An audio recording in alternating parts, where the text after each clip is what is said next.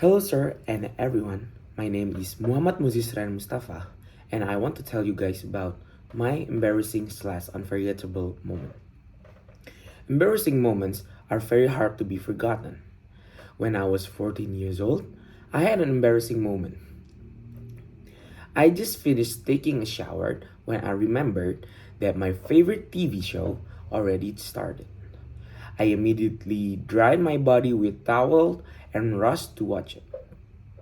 I forgot to wear my shirts and pants and only using my underwear.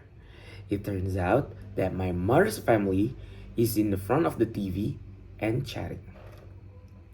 They noticed me only wearing my underwear. I quickly ran back to my room to wear my shirts and pants. I was very embarrassed and almost don't want to leave my room. But when I got to the sofa, they just laugh at it and move on.